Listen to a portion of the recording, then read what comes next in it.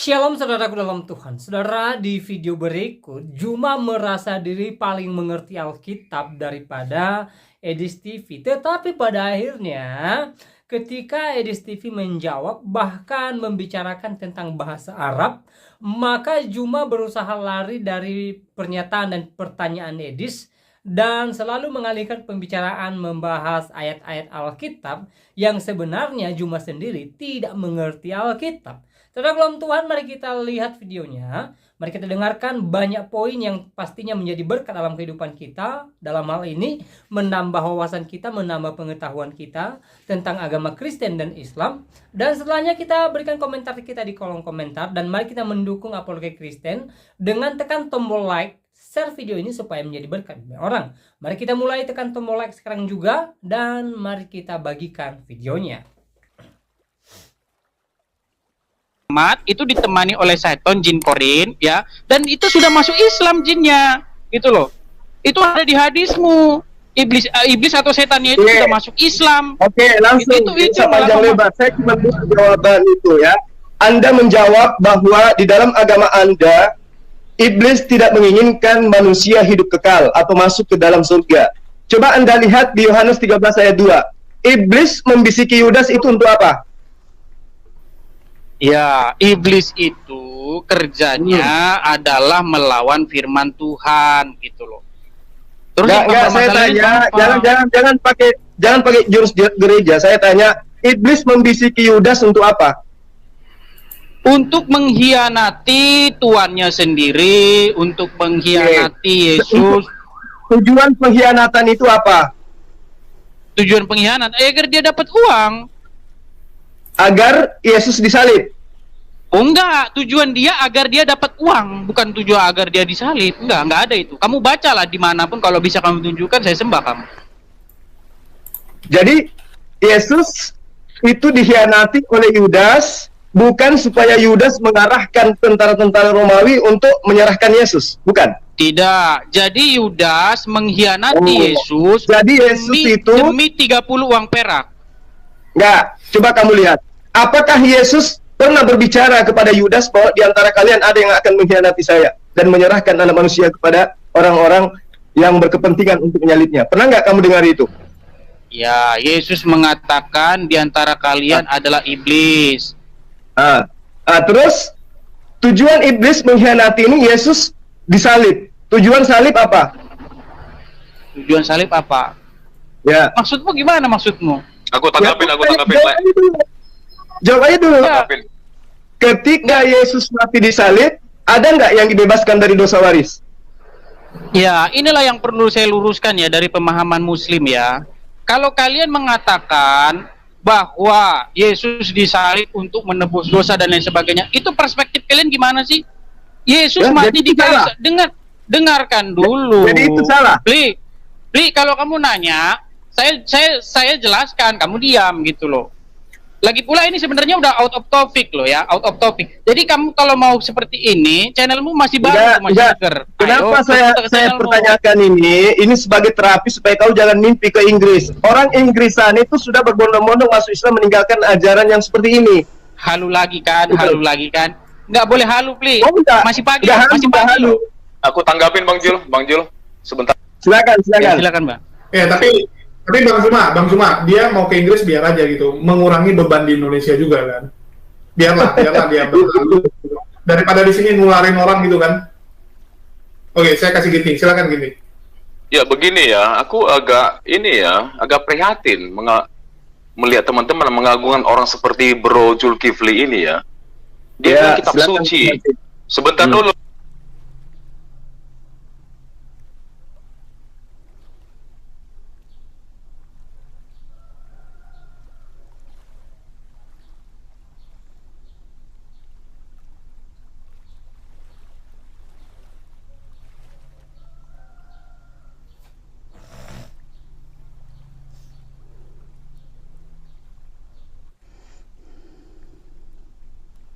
Jangan dipotong dong. Anda ngomong-ngomong kitab suci, Anda bilang itu kitab yang suci. Ini gimana ceritanya? Itu frase. Ya, kitab suci itu bukan kitab yang suci. Kitab suci itu Ya firman Allah yang dibukukan itu artinya gitu loh. Aku agak miris dengan statement Anda gitu loh. Sekelas orang yang diagungkan kok seperti itu penerjemahannya gitu loh. Ya tadi ini sudah jelas bilangin masalah iblis itu udah dijawab. Tapi Anda memaksakan pola pikirnya Anda gitu loh. Iblis itu jelas Ya kan. udah. Supaya Kamu nggak usah nasihatin saya itu butuh selesai jawaban. gitu loh. Saya tidak Sebentar butuh dulu nasihat dong. dari Anda. Ya, bertanggungjawabkan iman Anda. Jangan nasihat Saya ngomong dipotong. Sekarang pertanyaan saya, tujuan iblis itu mau manusia masuk surga atau tidak? Bang Itu Jul, aja Bang Jul jawab. gimana nih? Silakan. Saya ngomong dipotong. Saya nggak butuh nasihat dari Anda, mohon maaf kawan. Saya butuh jawaban supaya kalian tersadarkan agama kalian itu kayak apa gitu loh. Biar ku jawab aja, Le. Ya. Le. Gini. Oh, gini silakan Le. Gini, kemarin ente udah saya WhatsApp, ya. Buku mau saya kirim, itu jawaban yang antum tanya itu ada di buku semua gitu loh. Kenapa ente nggak mau gitu loh? Apa takut? Jangan bukunya, saya mau narasumbernya. Saya mau kamu, otakmu Edis, bukan bukumu. Saya maunya kamu. Jawab aja sekarang. Jawab sudah ada semua di situ, Kipli. Kamu katakan iblis itu tidak mau manusia hidup kekal. Apa yang dipertontonkan oleh gereja dalam agamamu? Iblis apa yang dilakukan? Membuat Yesus disalib dan menyebabkan dosa kalian ditebus, akhirnya kalian mendapatkan hidup yang kekal. Siapa propaganda? Iblis. Ya, Ayo, saya kasih tahu pakai ya. otak. Oke, saya jawab ya gini. Jangan. Sekalipun iblis merencanakan hal-hal yang jahat, tapi Tuhan membuat rencana jahat itu menjadi kebaikan. Saya kasih contoh ya. Saya kasih contoh aja sama kamu. Ketika saudara-saudara Yusuf menjual Yusuf ke Mesir dengan tujuan yang jahat, tapi Tuhan memakai tujuan yang jahat itu menjadi berkat. Yusuf menjadi raja di Mesir itu dan memberkati seluruh bumi dengan gandum. Nah, ketika iblis merencanakan untuk kematian Yesus, Tuhan mengubah itu menjadi berkat gitu loh. Ketaatan Yesus di kayu salib itu menjadi simbol ketaatan manusia gitu loh. Adam yang kedua, Adam yang pertama udah gagal. Ya gagal dia, jatuh dalam dosa. Sedangkan Adam yang kedua yaitu Tuhan Yesus Kristus, ya Tuhan saya yang saya sembah. Ini Anda lagi berhadapan dengan saya. Saya bukan jemaat Anda. Saya butuh jawaban sesuai data. Kamu nanya, saya butuh jawaban sesuai data. Saya bukan asumsi. Iya. Mana Adam kedua? Yang mana Adam kedua? Ini mana dalilnya Yesus Adam kedua? Mau melebar Yus? Ada ini. Saya kasih. Ini orang baru kok. Jadi iblis mau Kristen itu masuk surga. Iya, jadi iblis merencanakan yang jahat ya. Tetapi sayangnya rencana iblis itu digagalkan oleh Yesus ya. Tuhan Yesus taat sampai mati, dia tidak pernah memberontak dari tugasnya. Tidak ada yang menggagalkan Edis. Malah tentara Romawi berhasil membunuh Yesus sesuai dengan keinginan iblis. Sekalipun tentara Romawi berhasil membunuh Yesus, tetapi Yesus membuktikan dengan mengalahkan kematian itu dengan bangkit dari antara orang mati, sehingga itu menjadi satu bukti bahwa Yesus adalah kebenaran dan hidup. Omongannya Yesus terbukti, akulah kebangkitan dan hidup. Barang siapa yang percaya kepadaku, ia akan hidup. Nah, beda dengan Muhammad. Yuk, sekarang masih di kuburan. Sekarang kau percaya nggak? Kau percaya nggak kalau Yesus itu? Kau percaya nggak kalau Yesus itu nggak bisa berbuat apa-apa dari diri? Percaya? Yesus mengatakan dalam Bible, aku tidak berbuat apa-apa dari diri sendiri. Saya percaya itu. Tuhan apa yang tidak bisa berbuat apa-apa dari dirinya sendiri? Tuhan apa tuh? Kamu ngerti nggak? Kamu ngerti nggak apa definisi Tuhan? Saya tanya sama kamu. Saya tanya pencipta alam semesta apa yang tidak bisa berbuat apa-apa dari dirinya sendiri? Dari mana kamu dapat definisi Tuhan itu adalah pencipta alam semesta? Dari mana kamu dapat? Ya jelas. Orang Islam itu mengakui pencipta alam semesta. Itu dari mana? Kamu dapatnya dari mana? Sekarang saya tanya, apakah alam semesta itu betul tidak mampu berbuat apa-apa dari dirinya sendiri? Saya tanya kamu, definisi Tuhan pencipta alam semesta itu kamu dapat dari mana? Sebabnya Edis, kenapa saya jijik berdebat samamu? Mending kamu baca buku saya. Mending kamu baca buku saya. Saya tidak di butuh buku saya itu saya butuh orangnya. Apa itu Saya Tuhan? butuh Saya uraikan orangnya. di situ panjang lebar. Silakan kamu Sekarang baca Yesus itu. mengatakan di dalam Lukas 24 ayat 44 ada tertulis di Mazmur dan juga di Taurat tentang dia akan mati bangkit di antara orang mati pada hari ketiga. Berarti Yudas dengan iblis menyaksikan dan menjalankan apa yang Yesus nubuatkan tentang dirinya. Berarti iblis di dalam Kristen menginginkan orang Kristen masuk surga. Itu kesimpulannya. Oke, kawan? Beli, kamu lama saya tinggal loh. Kamu lama saya tinggal, tapi kok nggak ada saya nggak butuh peningkatan. mulut Gitu besarmu, loh. Edis, biar orang yang menyaksikan. Hari ini kamu nggak bisa apa-apa. Kamu hanya membuktikan iblis mau Kristen masuk ke surga. Pertanyaannya, surga yang mana dulu?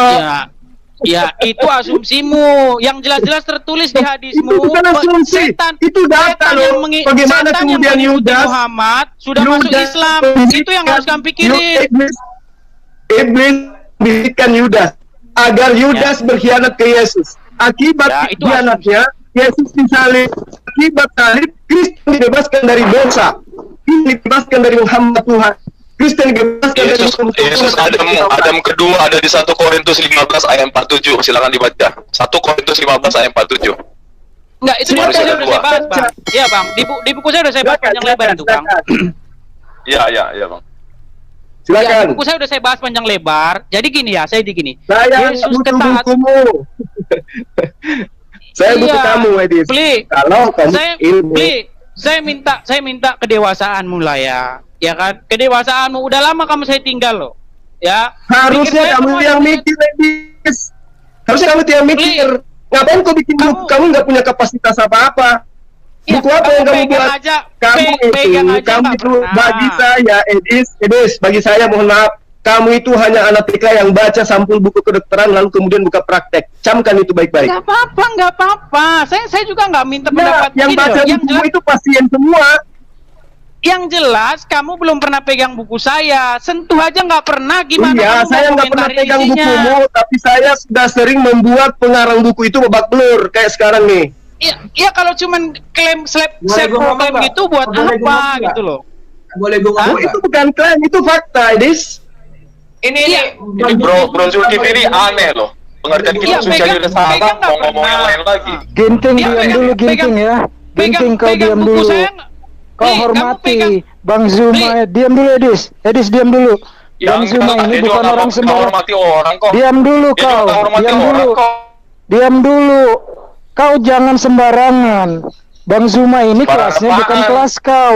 Loh, Bukan kitab kelas suci kau. salah kok gimana? Kitab Biarkan suci salah, saja. kan lain kok. Biarkan Aneh. saja dia ngomong Mau sama gimana ngomong Edis. sembarang segala Kau macam jangan ini kita- loh. Jangan numpang Aneh tenar itu. di Jangan- sini.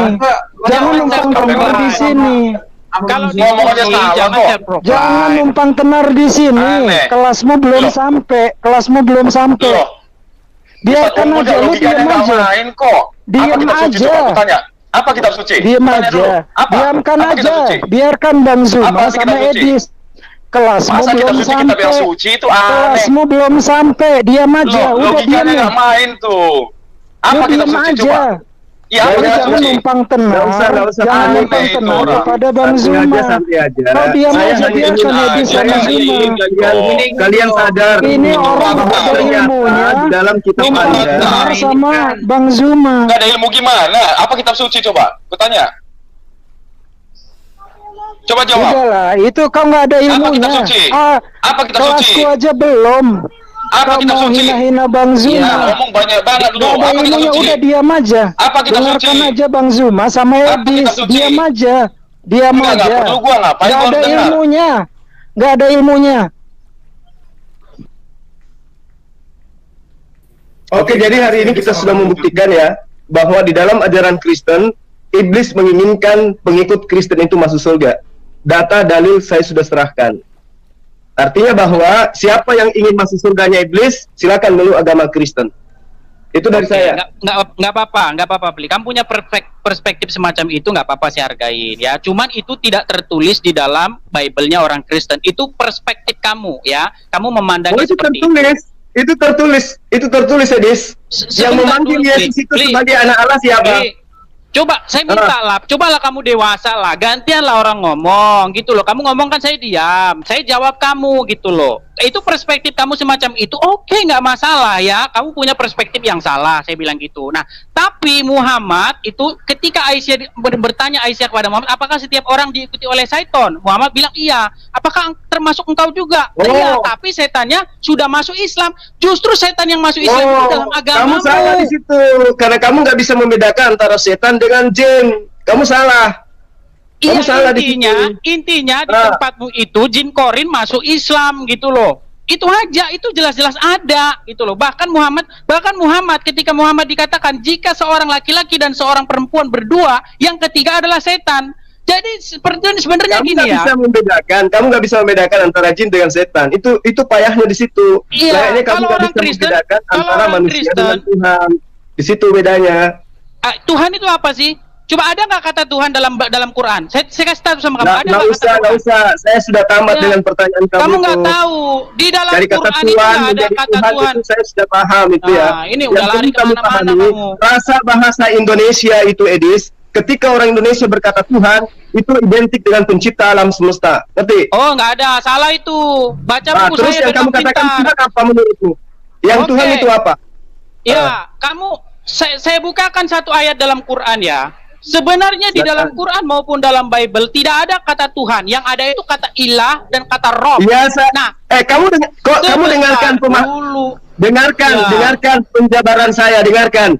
Menurut orang Indonesia, kata Tuhan itu rasanya adalah mengarah kepada pencipta alam semesta. Paham? Mau kau definisikan apapun itu tentang Tuhan dalam Al-Quran, Tuhan dalam kitabmu, orang Indonesia mengakui Tuhan itu berarti berbicara mengenai pencipta alam semesta. Salah.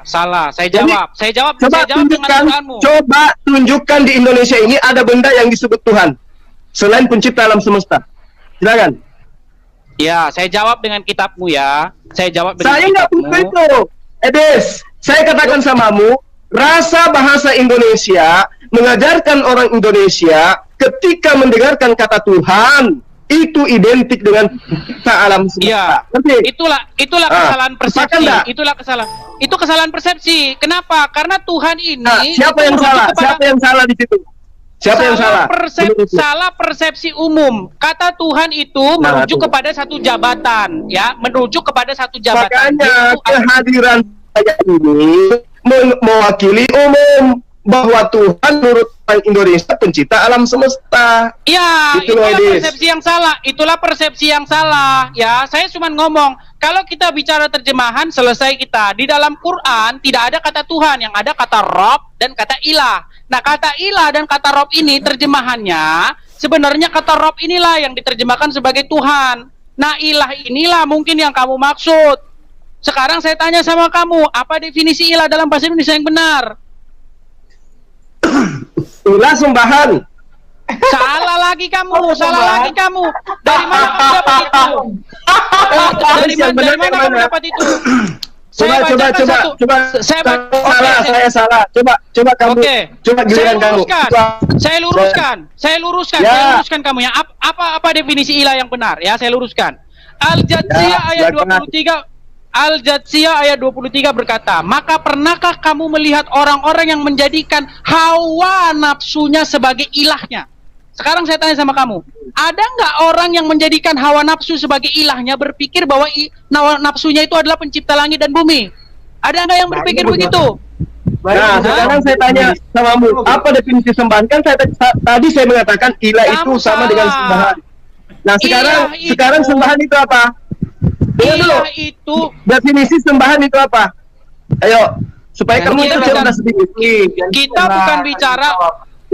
Kamu kan menanggapi saya. Kamu kan nanggapin saya. Ilah menurut saya adalah sembahan. Kamu larikan ke ayat suci Al-Quran dengan terjemahan menghambakan atau membetulkan hawa nafsu, ya kan? Nah, sekarang menyembah itu apa maksudnya?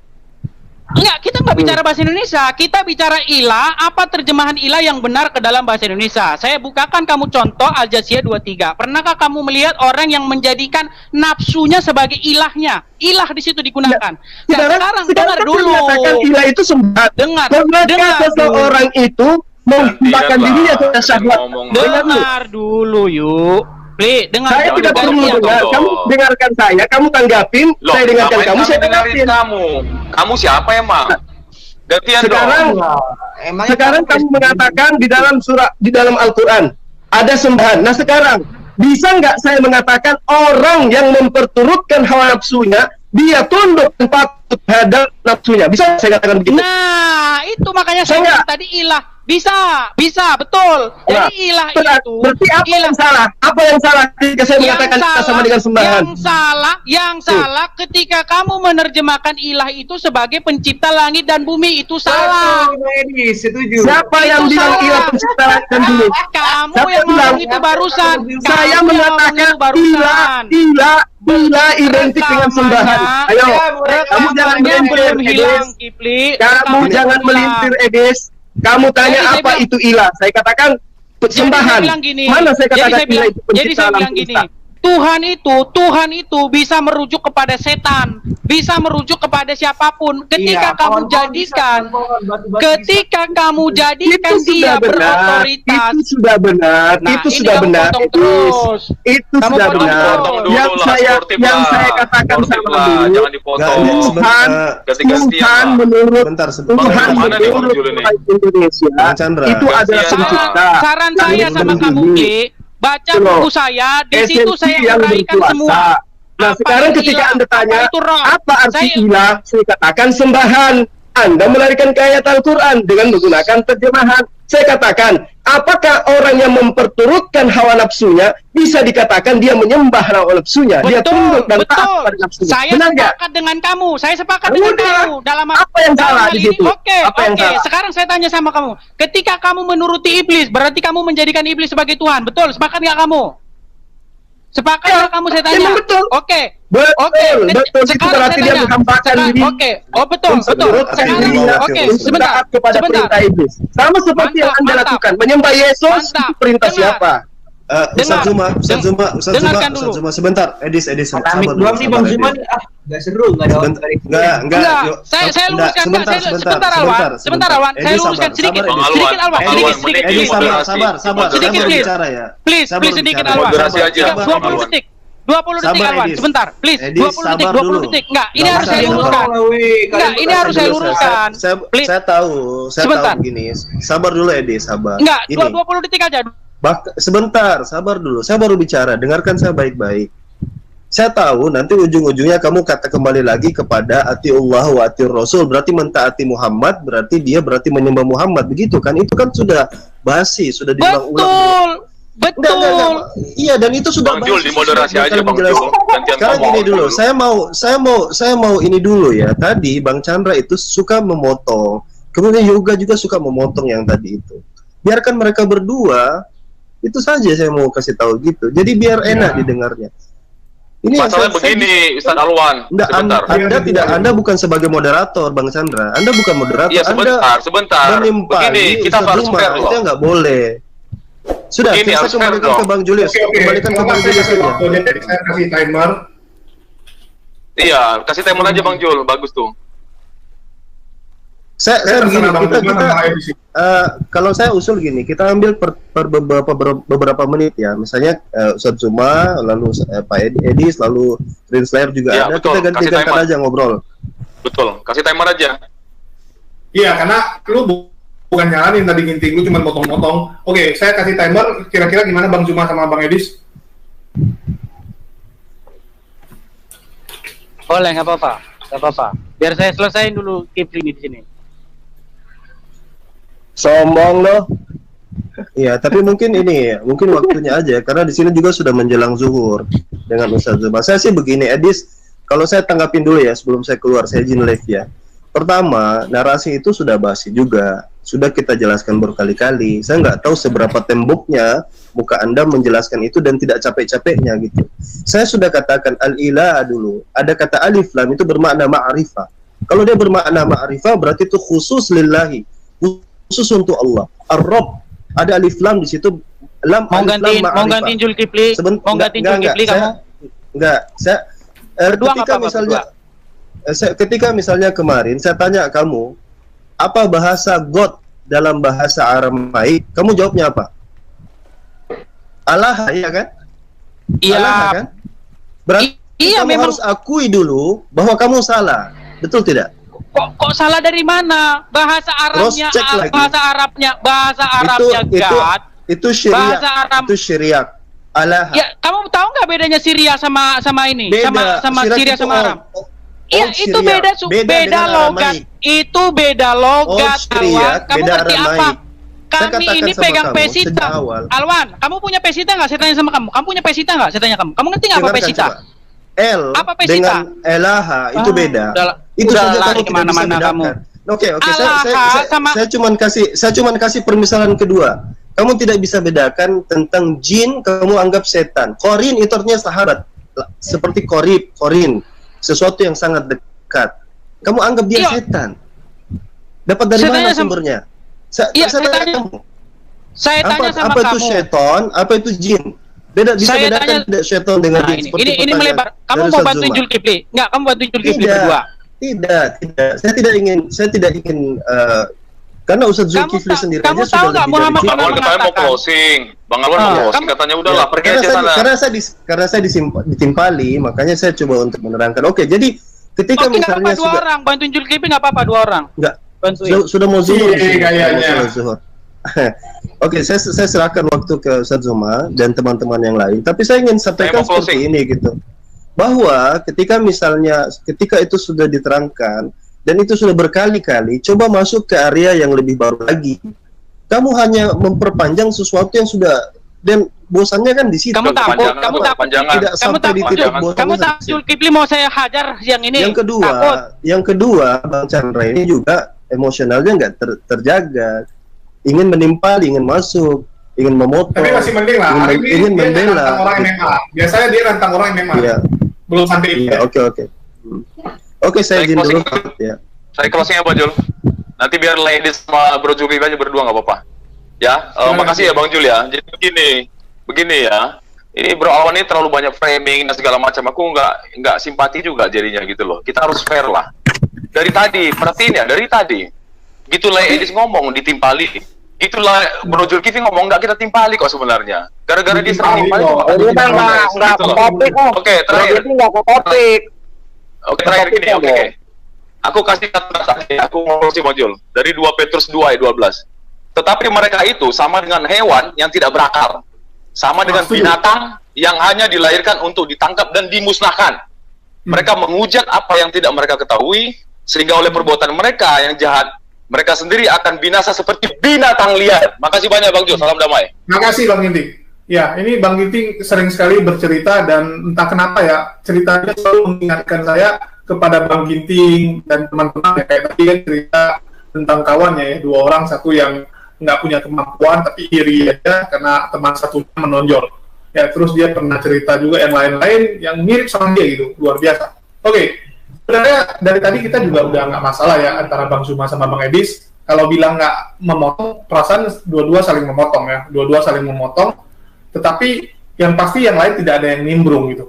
Bang Slayer nggak nimbrung, terus Bang Alabibi nggak nimbrung, yang lain nimbrung. Kan Tikus sama Bang Ginting yang nimbrung, udah tuh nimbrungnya itu bukan kasih solusi, tapi ikut-ikutan ribut gitu.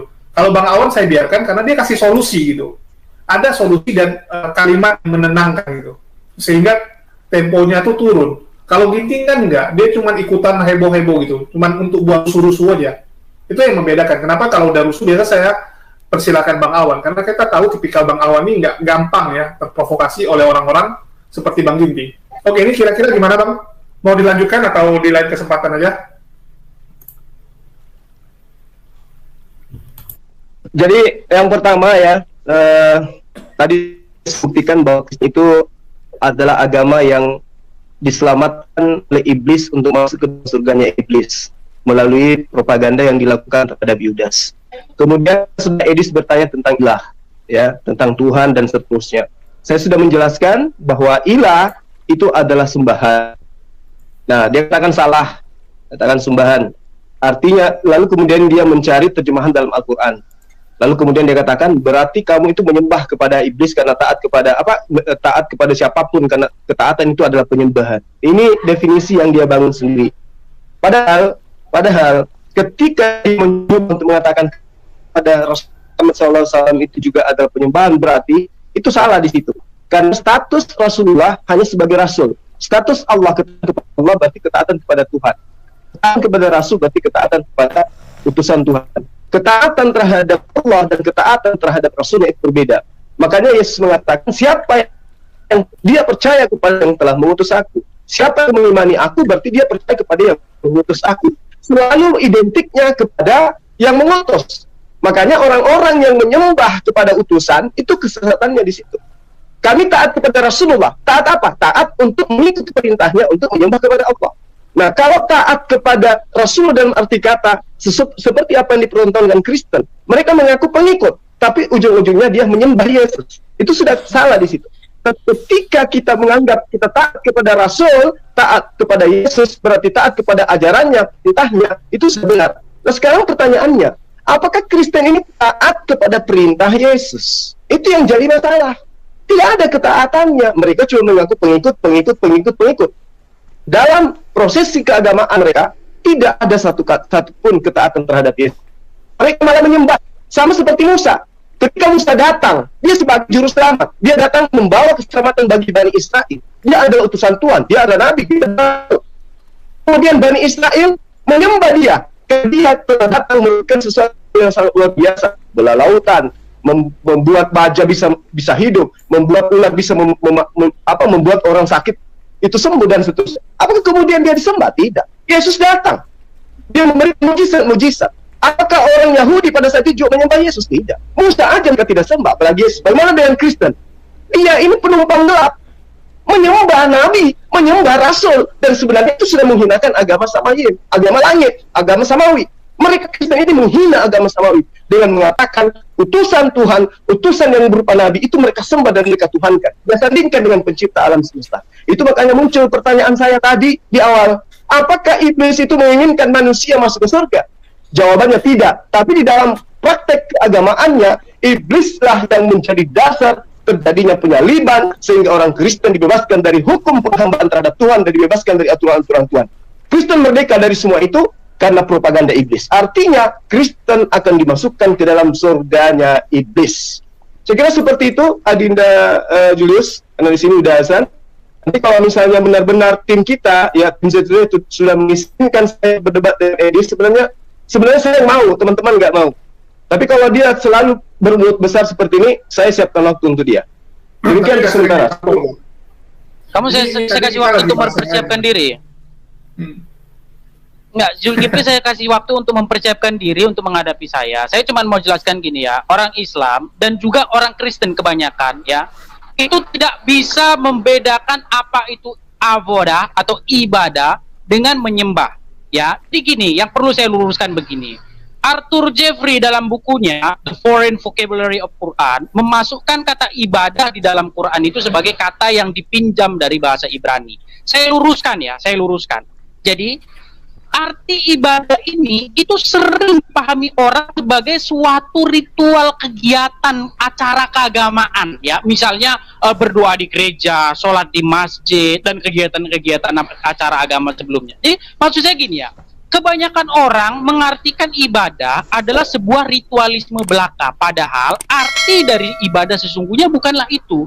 Definisi sempit semacam itu terjadi karena sesungguhnya masyarakat yang menggunakan kata itu sebagai bahasa sehari-hari tidak memahami arti dari mana asal-usul kata itu dan apa arti kata itu menurut dari mana kata itu berasal. Kata ibadah secara etimologi ya berasal dari bahasa Ibrani dari kata avodah, yang artinya adalah bekerja, mengerjakan, melayani, menghambakan diri, atau mengerjakan sesuatu yang diperintahkan kepadanya. Saya kasih contoh, jika Tuhan memerintahkan Anda untuk jangan mencuri, kemudian Anda melakukannya, maka itu adalah ibadah Anda kepada Tuhan. Sebaliknya, jika iblis atau roh jahat memerintahkan Anda untuk berzina, melacur, main judi, dan lain sebagainya, kemudian Anda menurutinya, itu juga bentuk ibadah Anda kepada roh jahat. Jadi dengan menyadari definisi ibadah yang benar, maka seseorang akan lebih sensitif menyadari keberadaan dirinya, kepada siapakah dia beribadah sesungguhnya, kepada siapa dia sedang beribadah. Sebab banyak orang mengira dengan tidak melakukan upacara penyembahan terhadap roh jahat, maka dia berpikir tidak sedang beribadah kepada roh jahat. Padahal dia sedang beribadah kepada roh jahat ketika orang tersebut misalnya melakukan pesta narkoba, pesta seks, korupsi dan lain sebagainya. Nah, jika Yesus memerintahkan untuk berbuat begitu dan begitu, lalu saya melakukannya, ini adalah bentuk ibadah saya kepada Yesus. Sebaliknya, jika Allah memerintahkan Muslim untuk begini dan begitu, lalu Muslim melakukannya, itu adalah bentuk ibadah Muslim kepada Allah. Nah, itulah betapa pentingnya untuk menyadari apa sebenarnya arti ibadah. Orang Kristen percaya bahwa Yesus adalah Sang Firman yang menjadi daging, yang hidup, ya, firman Tuhan yang hidup. Jadi, firman yang diajarkan Yesus juga adalah firman yang diajarkan Bapa. Ketaatan kepada Yesus adalah sama juga dengan ketaatan kepada Bapa yang mengutusnya. Melanggar perintah Yesus adalah juga sama dengan melanggar perintah Bapa yang mengutusnya. Beribadah kepada Yesus secara otomatis juga beribadah kepada Bapa yang mengutusnya. Nah, pertanyaan saya sekarang, tolong Muslim jangan menggunakan standar ganda. Pertanyaan saya begini, apakah kalian beribadah kepada Muhammad? Sebab bukankah kalian mematuhi Muhammad sama seperti kalian mematuhi Allah? Jadi jika kalian mematuhi perintah Allah, itu sama saja beribadah kepada Allah. Lalu ketika kalian mematuhi perintah Muhammad, mengapa tidak dikatakan bahwa kalian beribadah juga kepada Muhammad? Apa kalian ini pakai standar ganda atau bagaimana? Ya, saya minta kamu Jul, siapin waktu kamu untuk ngadepin saya, ya. Saya minta waktu kamu untuk ngadepin saya. Biar kamu saya tatar dulu kamu, biar tobat, ya. Luar biasa Bang Enis. Kamu itu menjadi Kristen karena taat kepada Paulus. Apakah boleh saya katakan kau menyembah Paulus? Mentuhankan Paulus? Paulus berbicara atas nama Yesus. Ketika Paulus berbicara atas namanya sendiri, maka saya tidak perlu mentaatinya. Karena dia manusia bisa berbuat salah. Gimana Yesus mengajarkan menyembah kepada Yesus? Kamu ngerti nggak? Kamu ngerti nggak apa saya itu menyembah? Saya tanya, yang kamu praktekkan itu adalah menuhankan Yesus. Ada nggak Yesus mengajarkan itu? Maka Zulkifli, makanya saya nggak saya tanya, ya. Ingat pertanyaan saya. Ketaatanmu kepada Paulus adalah menyembah Yesus. Sekarang saya tanya, ada tidak Yesus mengajarkan itu? Orang Kristen tidak pernah diajarkan taat kepada Paulus. Tetapi Paulus buktinya sekarang Anda menyembah Yesus itu ajaran siapa? Anda menyembah Yesus ajaran siapa? Biar saya jawab ya. Gimana sih? Biar saya jawab. Di mana Yesus mengajarkan untuk menyembah dirinya? Kamu kasih saya waktu jawab. Kalau kamu kasih saya waktu jawab, saya jawab. Silakan. Ya, jadi gini ya, Plia. Bagaimana kita mau berbicara tentang penyembahan Yesus, penyembahan Allah, kalau kita tidak mendefinisikan dulu apa itu penyembahan? Sebelum kita berdiskusi tentang menyembah Yesus, menyembah ini, menyembah pulan, kita harus berbicara dulu apa itu menyembah, definisi menyembah. Biar nggak debat kusir. Saya ajarin kamu debat yang berkualitas, ya. Saya lihat malu loh, Jul. Saya lihat kamu udah saya tinggal lama, udah saya anggap murid saya sendiri, tapi nggak ada peningkatan. Gitu loh, sebelum kita bicara tentang menyembah, tolonglah kita clearkan dulu apa sih menyembah itu. Ya udah, nggak usah banyak bicara apa itu menyembah, nggak usah ya, terlalu banyak bicara. Menyembah itu apa? Saya sudah saya sudah jelaskan itu di channel saya tadi malam, ya. Sebenarnya yang kamu maksud ini bukan menyembah, tapi ibadah. Sekarang saya jawab, kamu jawab sekarang. Menyembah itu apa, Edis? Yang kamu, oke, sekarang gini aja. Yang dalam bahasa Arab apa yang kamu maksudkan? Jangan pakai bahasa Indonesia. Kamu nggak usah pakai jurus perampok di sini. Kamu tadi saya katakan siapa ngajarin kalian itu menyembah? Kamu mau menjelaskan apa itu menyembah? Sekarang kamu balik tanya saya. Saya jawab. Yang kamu maksud menyembah di sini sujud atau ibadah? Ya, yang kamu maksud menyembah di sini sujud atau ibadah? Saya tanya kamu. Kamu mempertuhankan. Kamu menganggap Yesus itu adalah ilah yang muncul jadi manusia, itu ajaran siapa? Betul. Itu aja poinnya, nggak usah berbelit-belit.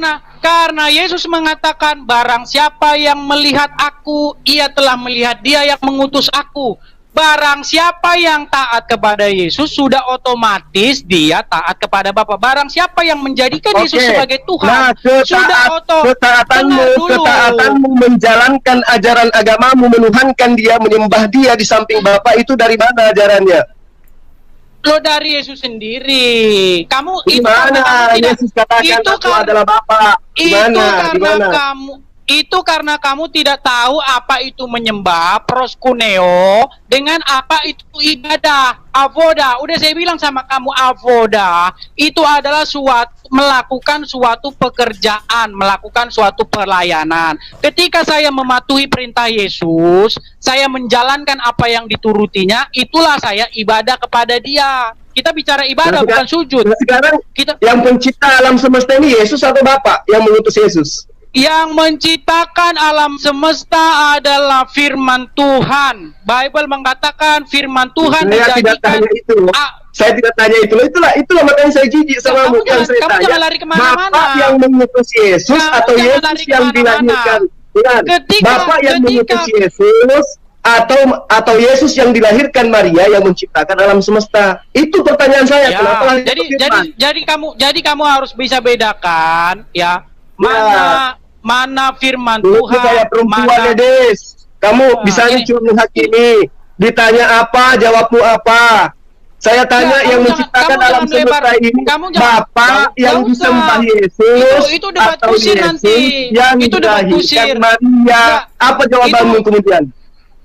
Itu debat kusir nanti. Untuk apa? Untuk apa bahas yang sesuatu berbeda? Nah ini makanya teman-teman itu melarang saya berdiskusi sama Kenapa kamu nggak karena kamu itu sombong tapi tidak ada ilmu. Kalau hanya berkelit kamu bisa, kamu hebat memang.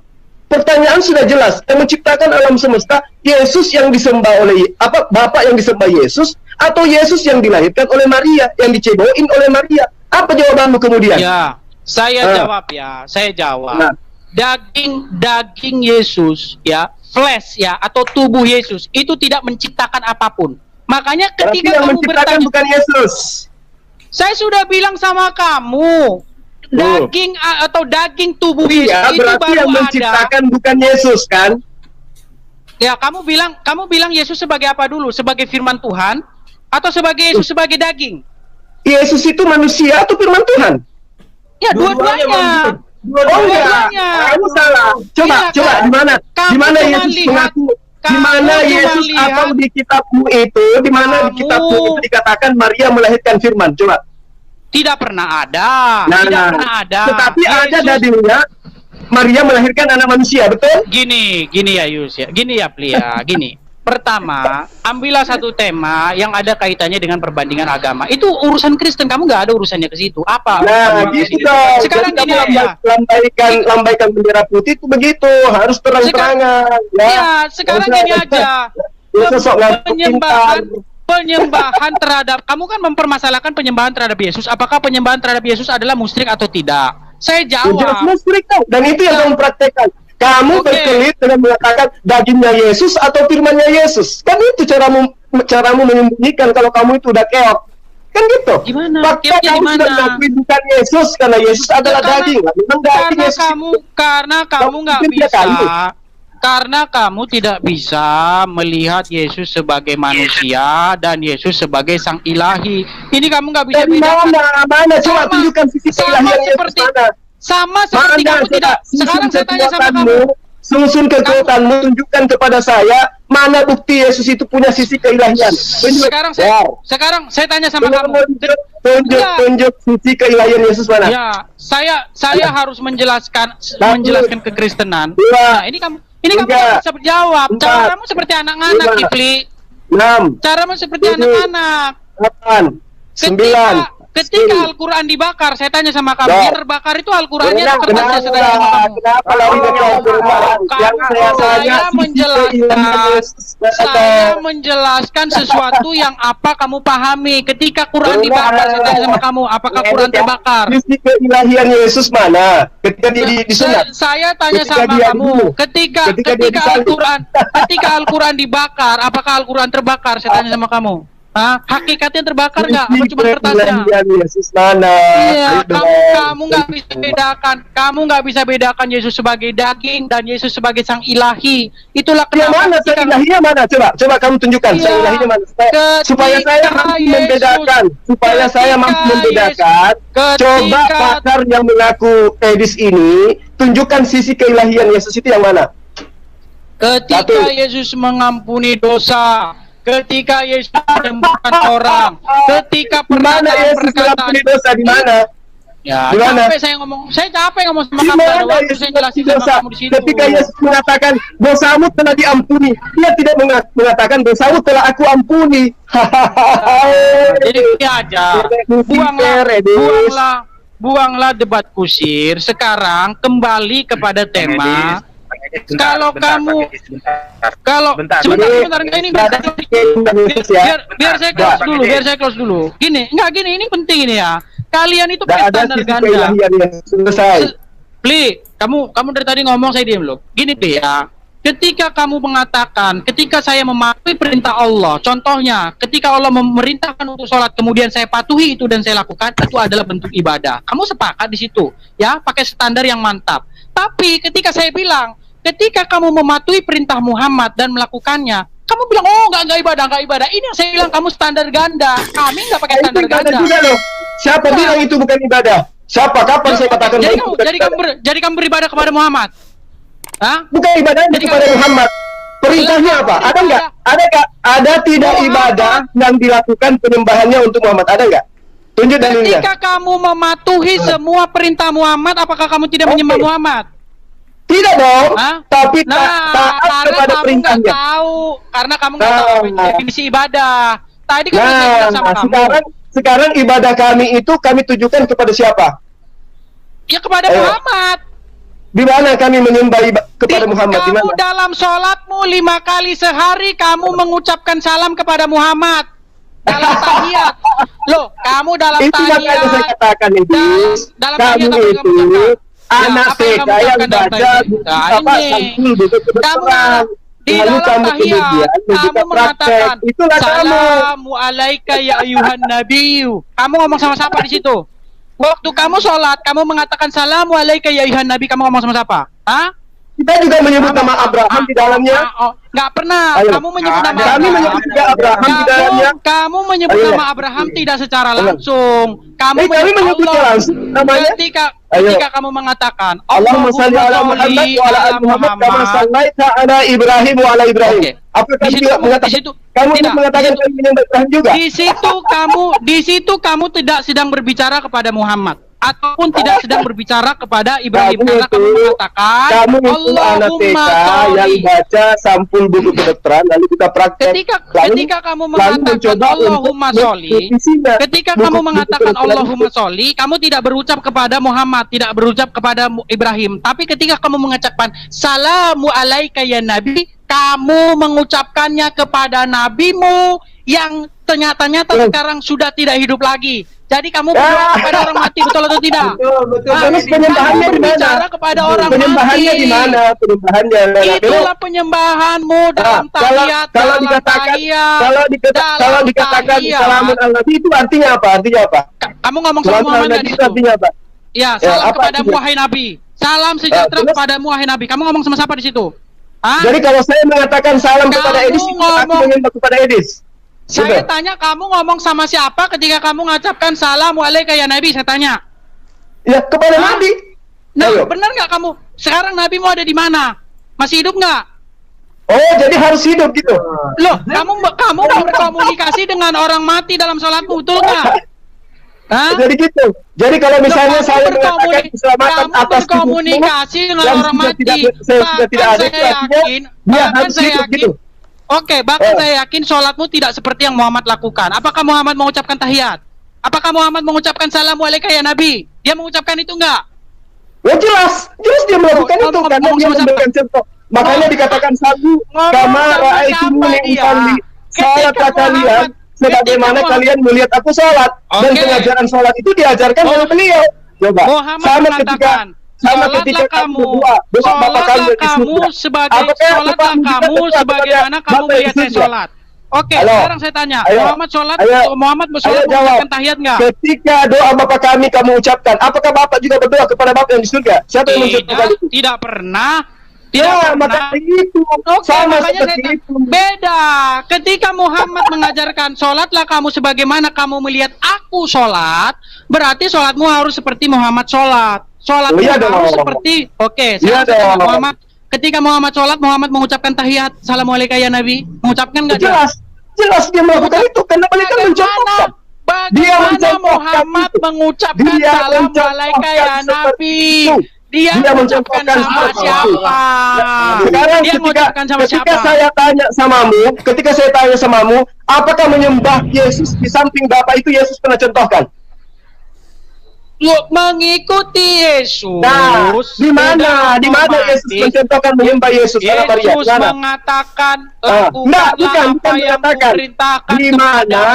Di mana Yesus mempraktekkan ibadah hari Minggu menyembah kepada anak Maria? Di mana? Lari kemana-mana, kamu udah kena sekap, kamu udah kena kamu udah lari kemana-mana. Rasulullah sholat, kami ikuti cara sholatnya. Nah sekarang kamu menyembah Yesus, kamu ikut siapa? Mengikuti Yesus dong, karena kamu nggak tahu apa itu menyembah. Kapan Yesus mempraktekkan? Kapan Yesus mempraktekkan? Sudah saya bilang sama masuk kamu, ke gereja, menyembah gereja, itu Yesus praktekkan di mana? Tadi sudah saya bilang.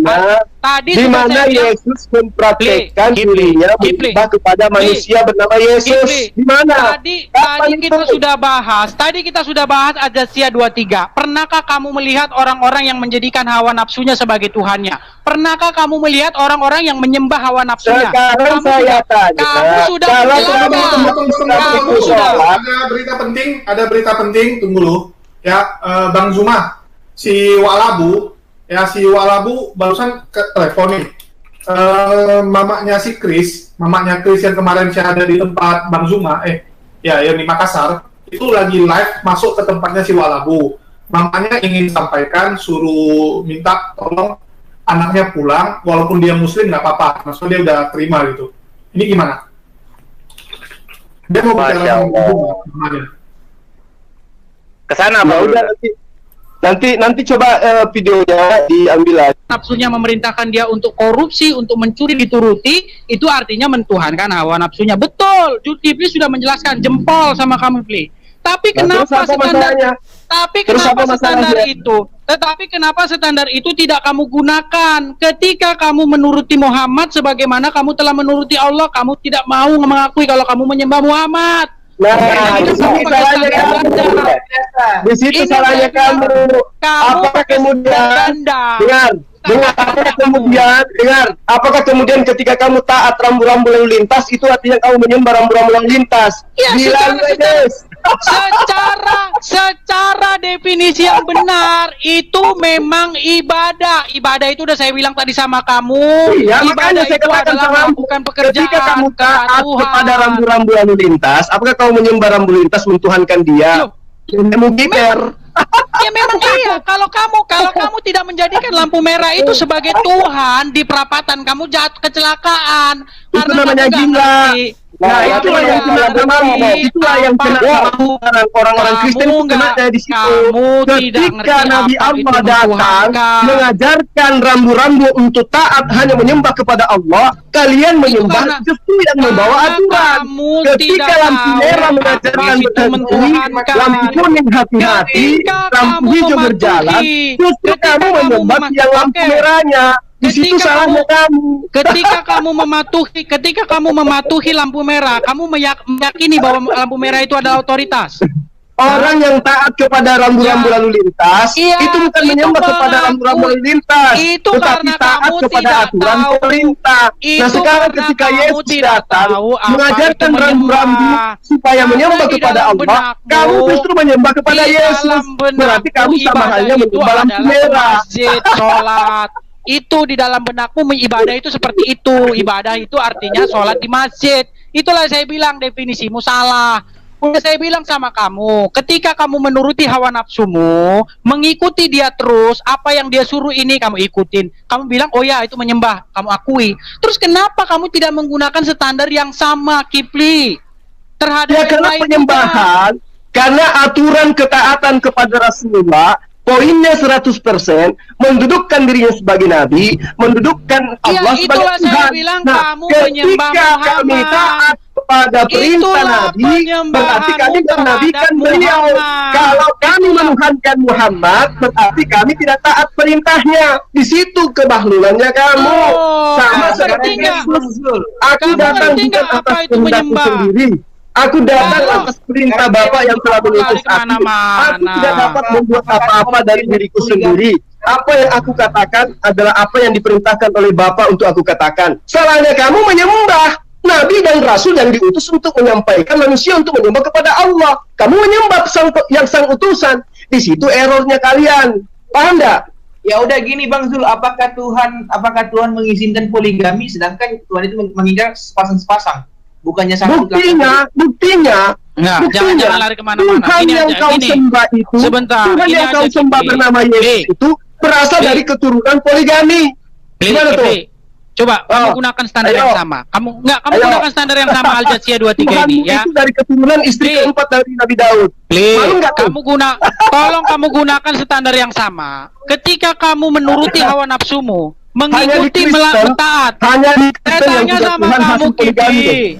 Saya tanya sama kamu Kipli. Ketika kamu menuruti, mematuhi perintah hawa nafsumu, saya tanya sama kamu menyembah hawa nafsumu nggak? Saya tanya. Menyembah, betul. Oke, betul. Sepakat. Kamu pakai standar yang sama ya. Gunakan standar yang sama ya. Ketika kamu mematuhi Muhammad yang setaraf dengan mematuhi Allah, Muhammad mengatakan barang siapa yang taat kepadaku, ia taat kepada Allah. Ya. Jadi ketika kamu taat kepada Allah, taat kepada Muhammad, itu udah otomatis kamu taat kepada Allah. Saya tanya kamu menyembah Muhammad nggak? Menyembah dalam arti kata taat untuk kemudian mempertuhankan Tuhan yang diperkenalkan oleh apa? Kamu menggunakan standar ganda. Sekarang begini. Kamu menggunakan standar ganda. Dengar gini. Ketika kamu berbicara mengenai ketaatan kepada hawa nafsu yang apa maksudnya? Contoh, hawa nafsumu memerintahkan kamu untuk berzina, misalnya, atau untuk mencuri, atau untuk mengambil harta orang lain. Kamu turuti dan kamu lakukan. Itu ibadah kamu, itu penyembahan kamu terhadap hawa nafsu, betul atau tidak? Betul. Betul atau tidak? Oke, betul. Ketika Rasulullah saya taati, dia perintahnya kayak mana? Ketika Rasulullah saya taati, dia perintahnya kayak mana? Contoh misalnya Muhammad membolehkan berbohong dalam 3 hal, sedangkan Al-Quran memerintahkan untuk mengatakan yang benar. Di mana kamu turuti perkataan Muhammad? Kamu menyembah Muhammad? Coba Anda jabarkan. Di mana dia mengatakan membolehkan berbohong? Baca buku saya. Biar kamu pintar, baca buku saya. Di buku saya sudah saya tulis. Saya minta kamu yang menjelaskan, bukan buku. Kamu lagi berhadapan, saya lagi berhadapan dengan kamu kirim alamat saya kirim bukumu. Kalau kamu keberatan mengirim alamatmu, silakan kamu suruh orang lain menghubungi saya yang tidak saya kenal, saya kirim alamatnya ke dia. Dengan kamu sekarang, saya tidak berhadapan dengan bukumu. Coba tunjukkan di mana Muhammad mengatakan boleh berbohong dalam 3 hal. Ya. Sedangkan Al-Quran di dalam Al-Ahzab ayat 70. Di mana itu dikatakan? Di mana dikatakan Muhammad membolehkan berbohong 3 hal? Dalam hadis dikatakan kalian boleh berbohong dalam 3 hal. Apakah saya perlu menjelaskan ini lagi sama kamu? Hadis apa perlu saya jelaskan? Iya, saya tidak punya waktu Jul untuk ngomong sama orang awam lagi. Kalau saya tanya balik, benar nggak bahwa Paulus itu menjeratmu dengan kebohongan? Kamu sudah saya tinggal berapa Saya tanya samamu, kamu kan tidak mampu menunjukkan buktimu. Nah sekarang saya tanya balik samamu, apakah Paulus pendiri agamamu membolehkan berbohong demi untuk kemuliaan Tuhan? Jangan lari kemana-mana. Saya tanya sama kamu, kan tidak mampu membuktikan tuduhanmu. Nah sekarang saya tanya samamu, apakah dalam agamamu pendiri Kristen dibolehkan melakukan pembodohan demi untuk mendatangkan kemuliaan Tuhan? Sekarang saya buktikan di mana Muhammad mengatakan boleh berbohong. Sekarang tinggal kamu kasih saya waktu atau enggak. Kalau kamu nyerocos terus, kamu jelaskan haditsnya, kamu jelaskan kayak mana hadits itu. Saya jawab ya. Gini. Jadi ya, Al-Quran di dalam surat Al-Ahzab ayat 70 mengatakan, ya, wahai orang-orang yang beriman, bertakwalah kamu kepada Allah dan ucapkanlah perkataan yang benar. Al-Ahzab 70, silakan kamu cek. Ingat ya, ayat Al-Quran tersebut sudah titik sampai di situ, tidak boleh diedit. Jadi menurut ayat itu umat Islam diperintahkan untuk mengucapkan perkataan yang benar. Titik. Bukan ucapkanlah perkataan yang benar kecuali dalam 3 hal. Nah, Zulkifli yang saya sayangi ya, walaupun kamu udah saya tinggal lama tapi nggak ada peningkatan ya, di dalam hadis saya kasih contoh Bukhari 2749, Tirmizi 1939. Muhammad mengatakan kebohongan dibolehkan dalam 3 hal. berbohong dalam peperangan, berbohong untuk mendamaikan orang yang bertikai, dan berbohong antara suami dan istri. Di sini kita tidak sedang berbicara apakah bohong dalam 3 hal yang disebutkan oleh Muhammad itu baik atau tidak. Kita nggak ngomongin itu. Yang pasti Al-Quran telah memerintahkan di dalam Al-Ahzab ayat 70 kepada umat muslim agar mengucapkan perkataan yang benar. Yang menjadi masalah di sini adalah mengapa di satu pihak Al-Quran memerintahkan untuk mengucapkan perkataan yang benar, tetapi di pihak lain Muhammad membolehkan berbohong dalam 3 hal. Apakah berbohong adalah mengatakan perkataan kebenaran yang dimaksudkan oleh Al-Quran? Apakah mengucapkan perkataan yang benar sama dengan berbohong? Jika Al-Quran memerintah, jangan kamu potong dulu, Kipli. Saya sudah paham. Jangan kamu belum paham. Kamu belum lahir, saya sudah tahu. Itu adalah ajaran agamaku. Kamu nggak perlu ajarin saya itu. Saya tanya sama dulu. Kamu mau gimana saya mau ngomong sama kamu? Mengajarkan solusi bahwa dalam perang boleh melakukan sesuatu yang kau anggap bohong. Sekarang gini. Udah saya bilang sama kamu. Saya tanya sama kamu. Ketika kamu mengawal, kamu punya jenderal, kemudian jenderalmu itu dikepung. Boleh nggak kamu mengatakan bahwa jenderal saya tidak ada di sini? Boleh nggak? Sudah saya bilang sama kamu. Saya tanya sama Bu Edis. Ketika kamu dikepung di dalam perang, kemudian kamu diancam sama musuh dalam status perang, kamu ditanya, mana jenderalnya? Jenderalnya ada di dalam kamar. Bisa nggak kamu langsung mengatakan tidak ada di sini atau kau katakan ada di dalam? Bisa nggak? Saya menjawab. Kamu kasih waktu saya menjawab atau tidak? Kamu kasih saya menjawab atau tidak? Kamu kasih saya menjawab atau tidak? Ya. Silakan. Yang jadi masalah di sini adalah bukan masalah apakah yang dikatakan Muhammad itu berbohong dalam 3 hal itu baik atau tidak. Kita tidak bicara hal itu. Itu pemahamanmu sebagai Kristen, nggak apa-apa, tidak masalah. Tapi kami umat Islam memahami secara mendalam. Al-Quran sudah memerintahkan untuk mengucapkan perkataan yang benar. Ketika dalam konflik kamu diancam, mana jenderalmu, mana pimpinanmu, maka seorang prajurit boleh mengatakan prajurit pimpinan kami tidak ada di sini. Itu boleh. Itu boleh bohong. Artinya boleh bohong. Artinya boleh bohong. Artinya boleh bohong tidak? Sekarang saya tanya sama kamu, ketika orang tuamu terancam. Sekarang saya tanya, ketika orang tuamu terancam, kemudian kamu membelanya, kamu menyembunyikan orang tuamu. Bisa nggak kamu jujur-jujuran mengatakan kepada penjahat bahwa orang tuaku ada dalam kamar? Boleh nggak kamu mengatakan beliau tidak ada? Demi untuk mempertahankan. Demi kejujuran. Tunggu. Kalau bahasan itu saya udah pernah bahas dan orang Kristen sendiri mengakui dia boleh menipu. Contoh nih, ini ada bukti ya, Shalom. Misalnya contoh nih, bukti kanker stadium 4. Terus dokternya bilangin sama anaknya, mama kamu kondisinya tinggal menghitung hari. Terus bukti nanya sama anaknya, ya gimana nak hasil pemeriksaan dokternya? Anaknya ya karena kasihan sama bukti, yang nggak mau mamanya cemas, yang nggak mau dia berduka, dibilangin nggak aman kok mak, sehat-sehat, bagus kok. Dokter bilang tinggal makan obat, tinggal pemulihan. Itu sering kita lihat ya bagaimana orang-orang di luar termasuk kekristenan ya menipu untuk hal-hal itu. Itu boleh nggak gitu? Kalau kamu bilang nggak boleh, artinya kalian masuk neraka semua, Dis. Dan itu sering dilakukan. Ya, sangat sering dilakukan. Kenapa? Tujuannya memotivasi. Contoh, Edis ditanyain sama istrinya, ya udah cantik belum, Pak, gitu kan? Atau ini baju ini bagus nggak? Padahal Edis cuma lihat sekilas gitu. Padahal baju itu jelek gitu. Atau istrinya gendut gitu. Tapi kamu memuji istri kamu. Kamu menipu nggak muji istri kamu? Kalau kamu gunakan standarnya Kristen dengan mengatakan itu salah, masuk neraka kamu, Dis. Saya jawab ya. Kamu kalau sakit pun kamu saya jawab. Misalnya dokter, mama bentar lagi mati gitu. Saya jawab. Iya, tapi kasih kesempatan saya menjawab. Udah terlalu melebar gitu kan. Terus di sini saya mau tegasin, Dis. Kalau kamu suka kali ngomong ulang-ulang, saya juga bingung gitu. Di tempat lain mungkin kamu di tempat baru boleh gitu. Tapi di tempat yang udah sering, saya rasa nggak mendidik. Ya sama sekali nggak mendidik. Terus saya cuma mau nambahin Bang Juma, tadi kan baru dari tempat si Walabu ya, dari tempat Walabu, dan seperti biasa ya, Oten ini sangat suka menggiring gitu. Dia mengatakan bahwa Christopher itu takutnya dididik jadi teroris lah, jadi apa gitu ya. Oten selalu memframing gitu. Jadi dia minta dimediasi untuk ketemu Bang Juma. Ini kurang ajarnya Oten gitu ya. Orang mau jadi Giliran kita sudah menjelaskan yang mana kamu itu tidak bisa membaca huruf aslinya, kamu bilang itu salah. Giliran kita yang menjelaskan buku yang hanya terjemahan, kamu katakan kami juga salah. Padahal kitab pun sudah jelas-jelas mengatakan Paulus menjerat kalian dengan tipu daya. Dalam kelicikanku aku menjerat kamu dengan tipu daya.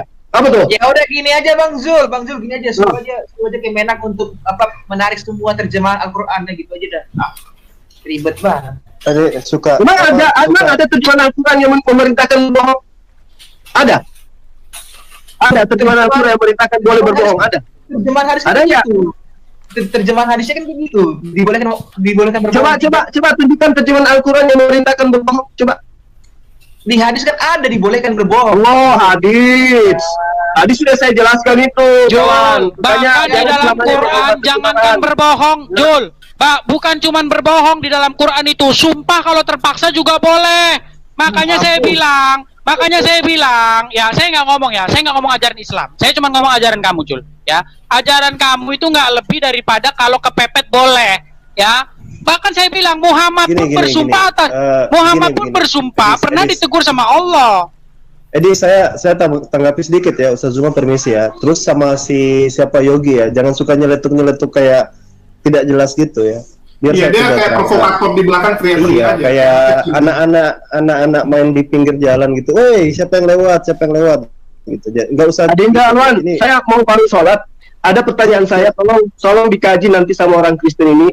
Coba tunjukkan prosesi ibadah di dalam Kristen tentang ketuhanan, tentang kerasulan, tentang kitab sucinya yang tidak berlandaskan atas kebohongan.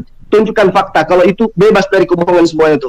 Termasuk Kristen yang mengatakan Yesus itu Tuhan, apakah itu bukan kebohongan atau kebohongan? Situ ya, saya pamit sejenak. Jangan lupa ucapkan tahiyat ya. Salam kepada Ya, jadi begini, saya gantian ya Bang Julius ya. Bang Julius, saya sedikit lagi. Jadi gini, hal yang membosankan dengan edis itu adalah mengulang-ulang sesuatu yang sudah kita perdebatkan berkali-kali. Jadi kayak kuldesak ya. Kuldesak itu dalam istilah teknik sipil itu jangan buntu aja di situ aja muter-muter. Ilmunya tidak nambah. Jadi saya sudah sering terangkan sebentar. Jadi saya Oke, kalau itu saya setuju Bang Juma. Nasi kuning dibawa nasi kuning. Ya, tadi saya udah bilang kenapa ya saya sangat kasihan melihat Edis dari dulu nggak bertambah gitu. Itulah kenapa dia nggak bisa naik kelas. Walaupun dia udah jadi pendebat, dia bilang dia termasuk pendebat senior ya. Iya. Tetapi Bang Julius, gitu aja. Iya, karena begini, karena kan tadi kan sudah saya tebak bahkan arah kemana dia kan, bahwa dia akan mengatakan Muhammad. Dari saya pergi sampai saya pulang sholat, masih tetap hal yang sama. Sudah saya katakan, mentaati Muhammad itu tidak berarti mengkhianati Allah. Karena Muhammad Rasulullah SAW sendiri mengatakan, la ta'ati makhluk fi maksiatillah. Tidak ada ketaatan kepada makhluk, termasuk Rasulullah, termasuk Muhammad, dalam rangka bermaksiat kepada Allah. Jadi tidak mungkin bahwa Rasulullah itu memerintahkan sesuatu di luar daripada apa yang diperintahkan oleh Allah. Saya tunjukkan kalau Muhammad, saya tunjukkan. Dengar, jangan biasa motong, jangan biasa motong. Udah santai. Iya, santai aja. Jangan biasa motong. Layan tiku anil hawa, tidak berbicara dengan hawa nafsunya. Tadi dia kasih contoh misalnya. Hadis ini mengatakan boleh berbohong, Quran mengatakan tidak boleh berbohong. Kata siapa? Justru Quran itu memberikan taksis. Makanya dalam hukum Islam ada namanya hukum am, ada namanya hukum khas, hukum umum, hukum khusus. Hukum babi haram dijelaskan di dalam hadis, boleh dalam kondisi darurat. Hukum berdusta haram, tapi ketika dalam kondisi Anda terdesak, dalam perang, dalam rangka kebaikan, maslahat, itu namanya itu diberikan. Itu namanya taksis ya. Tunggu sebentar Buti, sahabat. Itu namanya istisnaat. Cari itu namanya hukum in condition ya. Jangan potong dulu. Ada kondisinya ya. Sabar. Jadi misalnya begini. Inconditionally. Ya Allah, ini kok nggak bisa di kayak anak-anak lagi Butin. Jadi misalnya ketika misalnya dalam Islam vaksin misalnya ada babi, ulama dalam hal tertentu menghalalkan karena memang kondisinya darurat. Lebih bagus, karena maksud daripada syariat itu adalah menjaga jiwa. Jangan sampai ada orang mati, itu lebih penting daripada segala sesuatu. Yang namanya maqasidus syariah. Yang kedua, ketika kita berbicara tentang taksis tadi itu, istisnat itu tidak bisa dalam kondisi apapun itu terbukti itu harus ada. Pesawat ada pintu darurat, ya kan? Bagaimanapun, ini pasti ada pengecualian. Mobil presiden, ambulans, itu nggak bisa lewat lampu merah. Kalau itu misalnya, ini sudah berulang-ulang kali kita jelaskan, itu hukum Kristen, itu tidak punya seperti itu. Tidak ada istisnaat, tidak ada pengecualian. Jadi kalau misalnya Ibu Uti didatangi maling, suaminya sembunyi, satu keluarga semua di dalam kamar, dikatakan, mana suamimu? Ibu Uti akan dengan lantang mengatakan, oh suami saya ada di kamar, bunuh saja mereka. Karena tidak ada hukum itu. Islam punya hukum itu. Kalau itu misalnya mengancam jiwa, jangan. Bohong boleh. Itu lebih bagus. Jadi meninggalkan satu mafsadat daripada mafsadat yang lain. Mana mudorot yang lebih kecil kita lakukan demi dalam rangka untuk menghindari mudorot yang lebih besar. Ini keagungan Islam yang seperti ini buat dipersoalkan. Sebentar ada ibu saya ya. Saya nambahin ya. Ini udah pernah kita bahas dulu. Kita bahas ya. Tunggu. Ini udah sangat bosan kita bahas, di mana namanya peraturan pasti ada namanya kebijakan khusus untuk kondisi-kondisi tertentu. Ya sama seperti Bang Alwan bilang, ada namanya pintu darurat, ada hal-hal tertentu. Ini yang tidak punya di Kristen. Itu membuktikan apa? Ajaran Kristen bukanlah ajaran dari Tuhan. Tuhan nggak mungkin menyediakan, ya memberikan arahan, tetapi tidak memberikan tambahan, ya untuk kondisi-kondisi tertentu. Kalau Kristen apa? Kalau kalian mentok, kalian berdoa, minta Roh Kudus gitu, minta Roh Kudus. Jadi kalau sesuatu yang mereka baca di Alkitab itu nggak ada, mereka akan minta Roh Kudus, petunjuk. Begitu minta Roh Kudus, ya Bang Slayer dikasih petunjuk A, Bang Edis dikasih B, berbeda petunjuknya, berantemlah mereka. Itulah kenapa Kristen selalu berantem sesama Kristen. Karena itu berdasarkan Roh Kudus, bukan berdasarkan kebenaran dari Tuhan. Ya, jadi yang datang Roh Kudus atau Roh Setan kita nggak tahu. Ya, sama seperti yang saya cerita gitu. Bu Uti lagi sakit, maka harus jujur gitu. Padahal dia tinggal minta ya udah. Dia akan bilang, oh yaudah saya minta tuntunan Tuhan, saya doa dulu. Tuhan bilang, saya harus ngomong jujur atau gimana gitu. Ini yang nggak mungkin bisa ketemu. Dan saya rasa udah cukup. Dari tadi kita mutar-mutar nggak jelas aja sama Edis. Ya saya rasa udah cukup bis, karena udah pernah kita bahas. Itulah saya bilang. Ya di sini saya udah 30 kali kayaknya dibahas. Dari dulu, walaupun udah senior. Membosankan saja. Ya, maksudnya walaupun dia udah lama ya, dia pendebat senior lah, sama seperti Luga lah gitu ya, senior apapun lah. Senioritas tidak menunjukkan kualitas. Bisa jadi junior itu jauh lebih jago daripada senior. Kenapa? Juniornya cepat, dia belajar. Sedangkan seniornya ngapain? Ya mentok-mentok aja gitu. Nggak ada progresnya. Itulah Edis. Jadi kalau kenapa kamu ini tidak dihormati sama orang Kristen, ya penonton kamu pun dikit, itu hal yang wajar, Dis. Harusnya kamu introspeksi diri, bukan nyalain orang lain. Bukan nyalain, wah kenapa sih Juma begini gitu ya. Kenapa Walabu bisa ada pendukung gitu. Tadi kamu bilang kamu senior. Inilah harusnya kamu renungkan.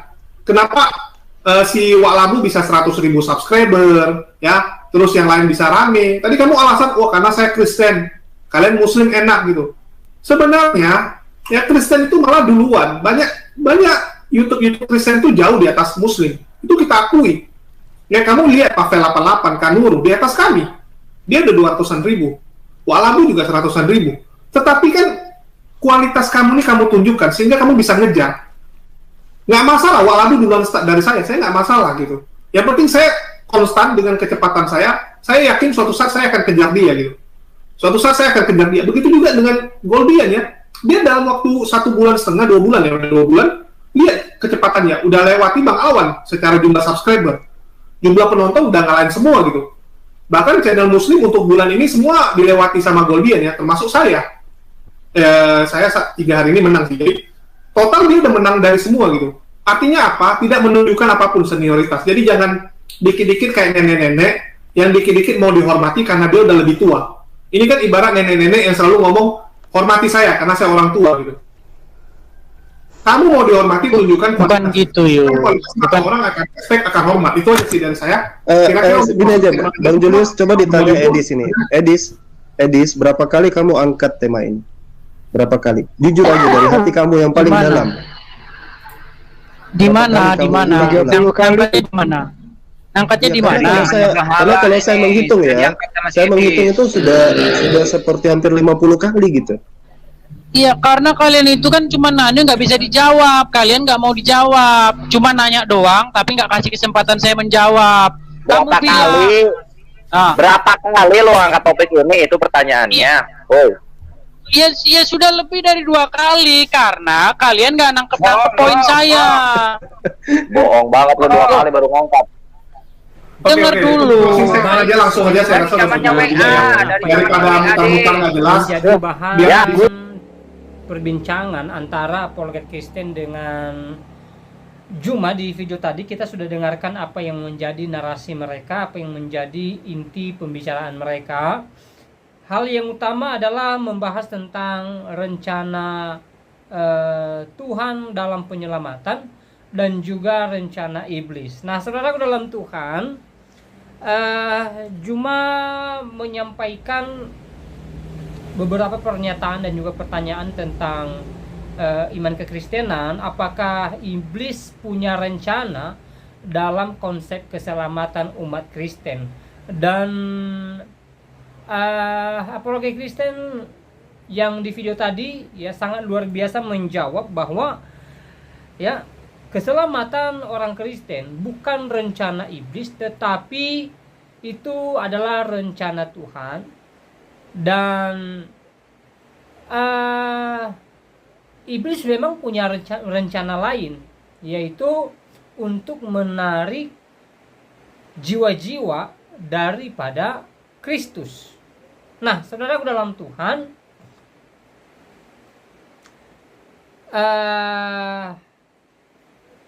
hal itu sudah dikalahkan oleh Yesus Kristus sendiri. Ketika Yesus disalib, lalu dia mati, dan di hari yang ketiga atau 3 hari setelah itu dia bangkit. Kebangkitannya menandakan kemenangannya dari maut. Dan di sini kita bisa melihat bahwa iblis atau kuasa iblis telah dikalahkan oleh Yesus Kristus.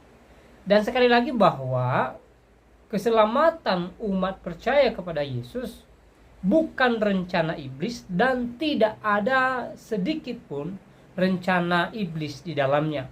Ya, keselamatan yang diterima oleh umat Kristen itu rencana Allah.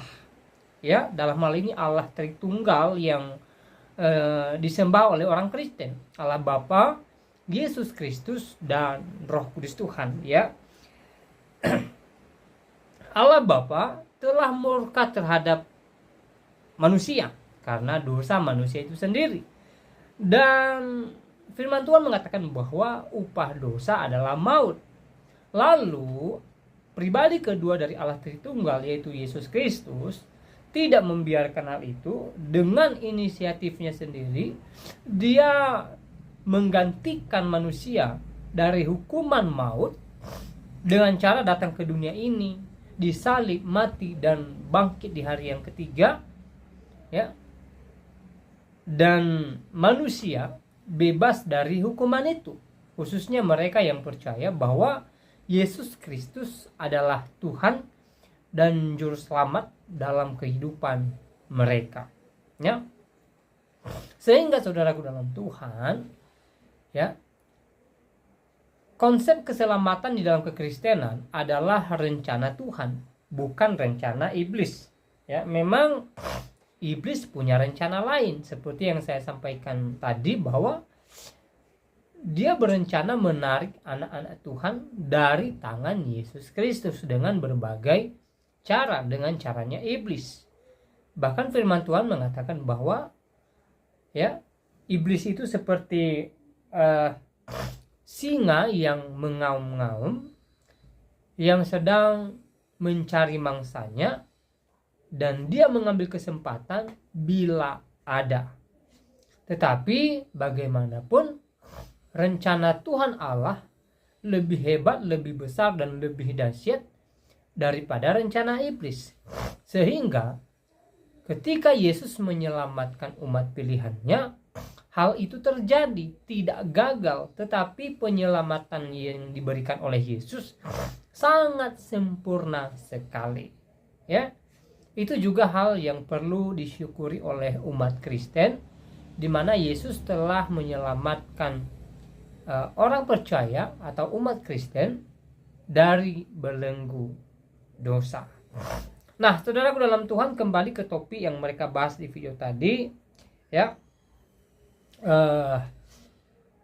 Perlu kita memberikan pemahaman yang jelas dan yang baik kepada Juma bahwa Alkitab mencatat, ya, bahwa keselamatan umat Kristen adalah kasih karunia Allah Tritunggal, ya, rencana Allah Tritunggal, dan dilakukan oleh Allah Tritunggal itu sendiri, khususnya pribadi kedua dari Allah itu, yaitu Yesus Kristus, ya.